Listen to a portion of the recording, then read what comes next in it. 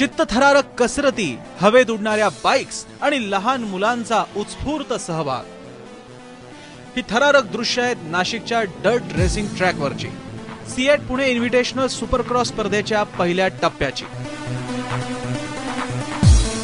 क्रिकेटमधल्या आयपीएलच्या धर्तीवर franchise teams आणि लीग फॉर्मॅटमध्ये या मोटोक्रॉस लीगचं आयोजन करण्यात आलंय।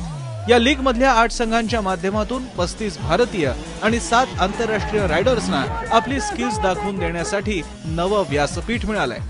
3 फेऱ्यांमध्ये होणाऱ्या या लीगची पहिली फेरी रविवारी नाशिकमध्ये पार पडली। त्या टीम भल्ला रॉयल या संघानं 153 गुण मिळवत अव्वल स्थान गाठलं। MX1 या मानाच्या गटात अराहना रेसिंगच्या हरित नोव्हानं बाजी मारली, तर MX2 गटात नाशिकचा गणेश लोखंडे पहिला आला। टीम सॅन रेसिंगच्या फरहान खाननं ज्युनियर गटात विजेतेपद मिळवलं।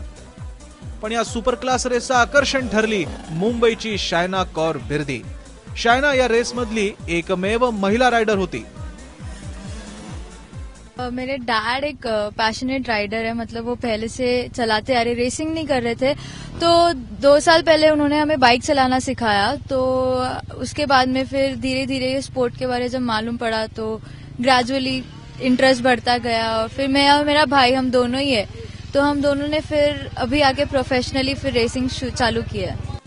अत्यंत धोकादायक वळणावरही 15 वर्षांच्या शायनाचं कसब लक्षवेधक ठरलं।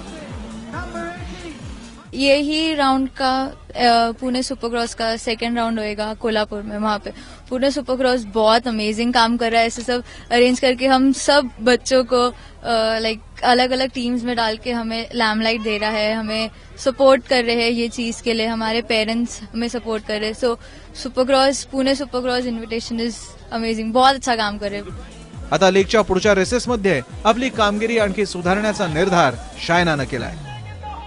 आतापर्यंत फक्त पुरुषांची मोनोपोली असलेल्या या स्पर्धेमध्ये आता महिलांनीही आपला डंका जो आहे तो पिटायला सुरुवात केली आहे। वडिलांचा आदर्श घेऊन शायना जी आहे ती या स्पर्धेत उतरली आणि तीच सगळ्यांच्या आकर्षणाचा केंद्रबिंदूही राहिली। कॅमेरामन किरण कटारेसह सागर वैद्य, एबीपी माझा, नाशिक।